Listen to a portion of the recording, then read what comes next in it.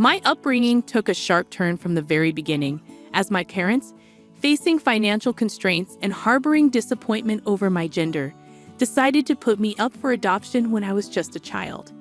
Growing up in a modest household with two older sisters, life was far from idyllic. We resided in a quaint ancestral home in a small town, relying on the support of my grandparents' farm for a significant portion of our sustenance. My father, a truck driver, was often away, returning home every few days, while my mother worked as a waitress. Being the unplanned third child, I discovered the unwelcome circumstances of my arrival as I matured. My parents had initially contemplated getting rid of me, but medical concerns dissuaded them. Moreover, my mother's desire for another daughter led to disappointment when I, a boy, arrived.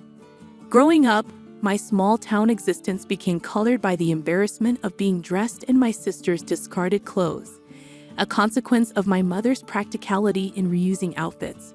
School became a challenging environment where I faced ridicule for wearing a girl's uniform and sporting long hair. Complaints only resulted in punishment from my mother. As I navigated childhood, I absorbed a constant stream of abuse and harsh words from my parents. My father's sporadic presence offered little solace, as he fluctuated between a neutral stance and moments of cruelty akin to my mother. My resentment grew as I realized my sisters consistently received the best while I got their leftovers. Rebellion became my coping mechanism, a response to the injustices I perceived. I wasn't a saintly child. I directed my frustration towards my parents, holding them responsible for my misery. Grounded and left to fend for myself, I faced the struggles of a 6-year-old grappling with an unjust reality. A pivotal moment occurred when severe bullying in the playground pushed me to the brink. Upon discovering my sister's new holiday clothes, I succumbed to a fit of frustration, cutting them into confetti. While I regret my actions, they stemmed from a place of pain rather than malice. Instead of understanding my turmoil, my parents deemed it a sin deserving the harshest punishment. They decided to put me up for adoption. Despite waiting for a month, no one stepped forward to take me in. The frustration that followed was directed at me, reinforcing the narrative of my perceived worthlessness. In the midst of it all, I overheard my mother expressing how unwanted I was, further deepening the wounds of rejection. I often find myself pondering the wish that I had undergone a gender check, a step that might have spared me from being brought into a world where my parents harbored such intense hatred for me. It's disheartening to bear the weight of their disdain, especially for a reason beyond my control. After a considerable period with no takers for my adoption, my parents began discussing the situation with friends and relatives. Dad happened to know someone in the neighboring town, a man running a food van with his wife. Though they were economically less fortunate than us, their desire for a child had remained unfulfilled for over a decade. Dad approached them, and without hesitation, they agreed to adopt me. The moment Dad broke this news to Mom and my sisters is etched in my memory. Their joy at the prospect of getting rid of me was palpable. Dad, however, provided a disclaimer about their financial limitations, suggesting that I might not be able to attend school. Mom, nonchalant, dismissed it, urging Dad to drop me off the next day. I stood at the corner, holding the curtain, torn between my disdain for my family and the fear and hurt of leaving them. Tears welled up, but I kept them silent. The excitement of my family overshadowed my presence. When Dad finally noticed my tears, he offered a comforting pat on my back, instructing me to pack my belongings as we would leave for my new family the next morning. Though my heart screamed, the cries went unnoticed. I packed, hoping my new family would be kinder. The next day, Dad drove me to the neighboring town. The emotions during that journey remain a blur, a numbness that enveloped me. My new family, indeed financially modest, had a tiny house with one room. They had converted a storehouse into my living space. It was small, but at least I had a room, a luxury I never enjoyed before. My belongings found a home in a tiny closet at the corner. My new parents, Mary and John, greeted me with warmth and affection, qualities unfamiliar to me, coming from a disturbed household. Doubts lingered, and I resisted getting attached, fearing another abandonment. It took months for me to realize that their love was genuine. Despite discontinuing school that year due to the mid-session move, they promised to enroll me the following year. Witnessing their relentless efforts to save money for my education endeared them to me. In time, I reciprocated their love. My adoption, initially viewed as a curse, turned out to be a blessing. My biological parents never reappeared, allowing me to embrace my true identity as a boy. Mary and John, diligent and hardworking, devoted 14 to 16 hours a day to their food truck, located just outside their modest apartment. During the times when John and Mary were engrossed in their work, I wasn't left to fend for myself. Through my bedroom window, I had a clear view of their activities. Gradually, I found myself spending my days on the food truck, lending a hand wherever I could. When I entered school, my focus shifted to studies, yet I continued aiding them with chores during my free moments. By the age of 10, I was assisting John at the cash counter, showcasing an early proficiency in calculations. Business and accounting became familiar territories for me. Post-high school, a burning desire to run their business full-time emerged within me. However, both John and Mary insisted that I complete my college education first. They generously funded my studies, recognizing the need for formal education. As they aged and grew frail, I yearned to assume their responsibilities as they had done for me. Still, they reassured me they could manage for a few more years and urged me to pursue higher education. My college focus was on business and accounting, driven by my ultimate aspiration to become an entrepreneur. Graduation day marked a pinnacle of joy, with John and Mary celebrating as if over the moon. Despite inviting my biological parents to the convocation, they failed to attend. Post-college, my eagerness to take over the food van and allow John and Mary to retire clashed with their plans for me. Accumulating substantial savings, they handed it over to me, encouraging me to start my own business. Overwhelmed by their gesture, I hesitated to blindly spend the money. Drawing upon my business acumen, I scouted for a struggling local eatery in a prime location. After numerous rejections, I secured a lease on a profit-sharing model.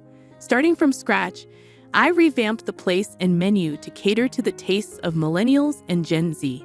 By providing exceptional services, sales soared, yielding a twofold profit on the initial investment within a year. 4 years into this venture, I now proudly oversee 3 successful cakes in town. I upgraded John and Mary to a better apartment while securing a modest place for myself. Despite urging them to retire the food truck for their happiness, they insisted on continuing. Leaving their house with a suitcase, I never envisioned myself as a college graduate. Yet here I am, running flourishing restaurant chains in town. Fast forward to last month, a routine day at work turned extraordinary when I spotted a familiar face at the cash counter of one of my restaurants. It felt like encountering a ghost. My biological father, absent for almost 2 decades. Despite the presence of customers, I said nothing, leading him to a quiet corner. His appearance stirred up the haunting memories of my tumultuous childhood. The detailed account of my past wouldn't have unfolded if my biological parents hadn't reappeared in my life. He expressed immense happiness and pride in witnessing my success, leaving me speechless and numb. According to him, he had met John, who shared the news of my prosperous venture while passing by. He mentioned plans to bring my mom over for the weekend. Uncertain of how to respond, I remained silent, and he departed shortly after. Later that day, I approached John, expressing my reluctance to meet my biological parents, who had disowned me for being a boy. I harbored memories of a distressing childhood and contemplated running away for the weekend. Mary insisted on forgiveness and moving forward, urging me to meet them. Reluctantly, I agreed, setting the condition that Mary and John be present during the encounter. On the arranged weekend, my biological parents arrived at John's house. Instead of an apology, they displayed no remorse, focusing on counting the favors they believed they had bestowed upon me.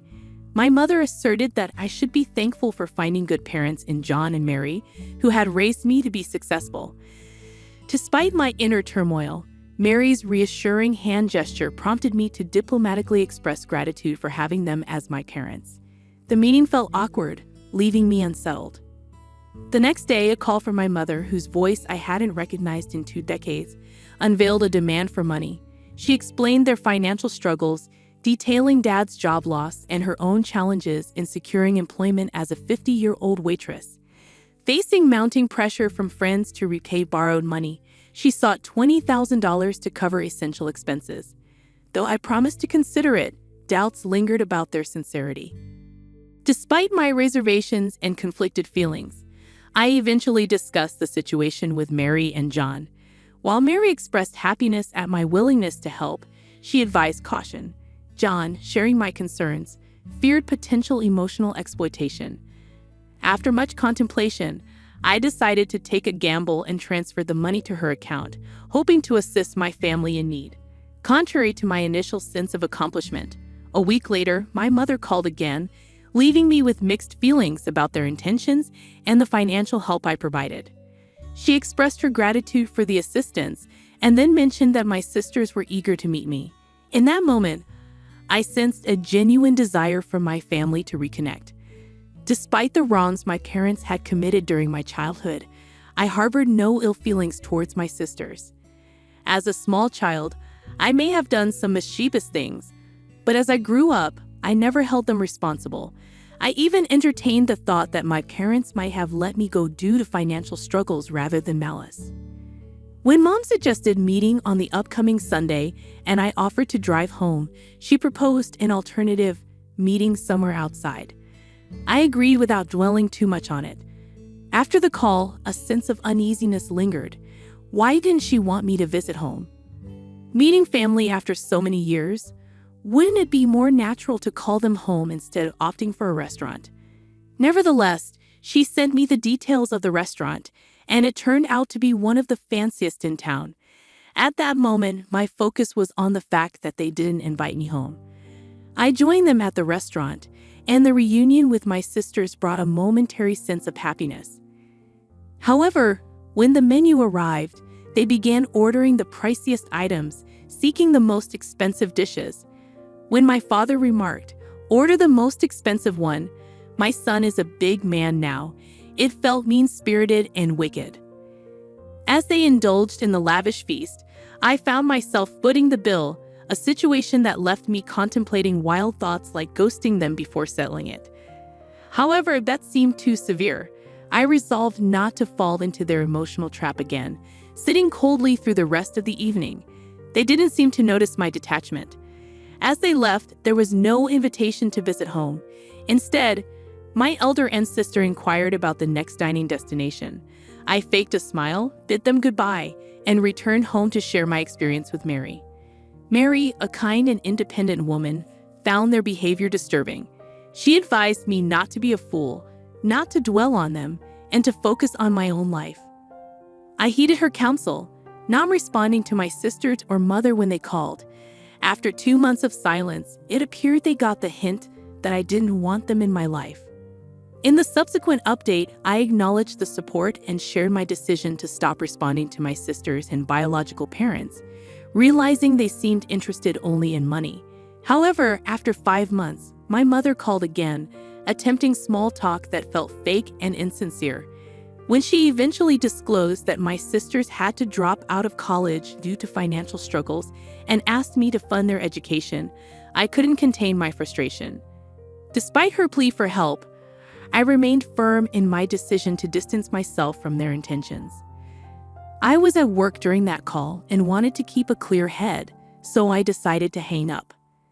However, she persisted, calling again in the evening. Initially ignoring her calls, I realized that avoidance wasn't a solution. The next time she called, I answered. She immediately delved into discussing my sister's eagerness to rejoin college and inquired about my payment plan, whether in a lump sum or semester-wise. She suggested transferring the entire amount to her, and she would handle the tuition before each semester. I interrupted her, expressing my reluctance to make any payments. To her surprise, I firmly stated that I had no intention of contributing. She inquired about the refusal, suggesting installment payments, but I reiterated my stance. emphasizing that my elder sister's education wasn't my responsibility, particularly given my parents' abandonment. I pointed out the opportunistic nature of their sudden interest in me due to my financial standing. This incited her anger, and she retorted that I owed them for bringing me into the world, asserting my duty to care for them. Although I had much to say, my words fell on deaf, narcissistic ears. I acknowledged my gratitude to my actual parents, John and Mary, who had earned the titles of mom and dad through their love and care. In contrast, my biological parents had no place in my life. They had discarded me at the age of 6. As she hurled abuses, I simply responded with the wrong number and hung up. Regardless of how I may be labeled, I refused to squander my hard-earned money on a so-called family that had abandoned me. Addressing a comment from the previous updates about calling John and Mary by their names instead of mom and dad, I clarified that I indeed refer to them as mom and dad. The usage of names in the narrative was for the sake of storytelling. John and Mary, my true parents, held a special place in my heart. As for my biological parents, they didn't exist for me. Moving on to the next story, I discovered my wife's infidelity with someone she met at a convention. We had shared a love for all things nerdy, bonded over gaming, anime, and conventions.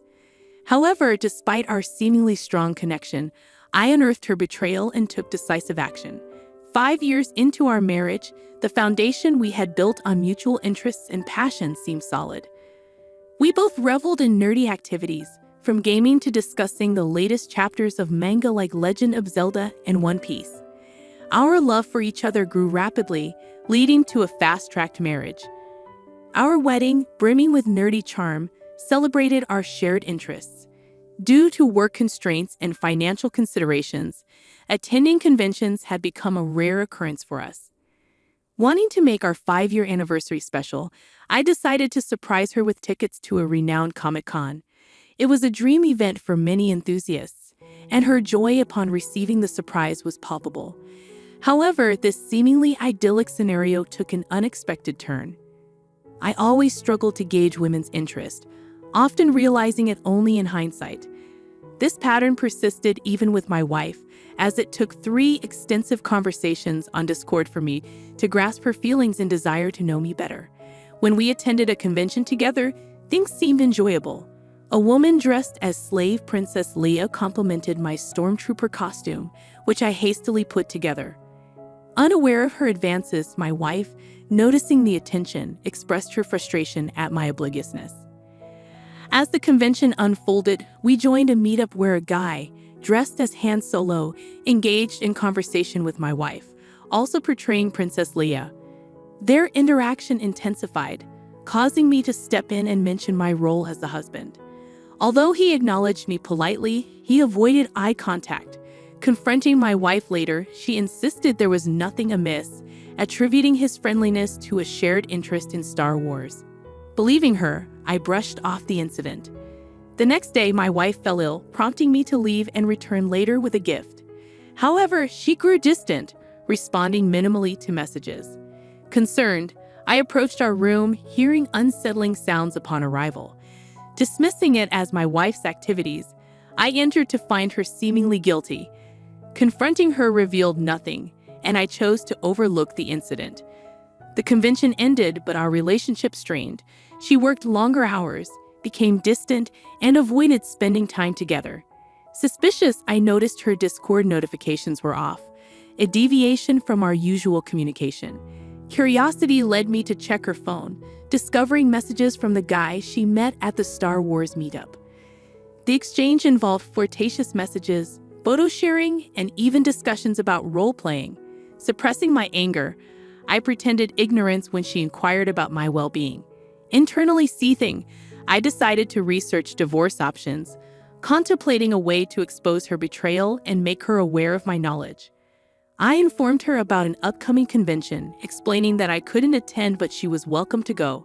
Despite the excitement in her eyes, the realization hit me: my partner, the person I wanted to spend my life with, had discarded me. It was a devastating blow, but I concealed my emotions. On the day of the convention, I executed my plan after researching the guy she had been closely working with. Wearing a mask to conceal my identity, I located them right in front of her favorite voice actors.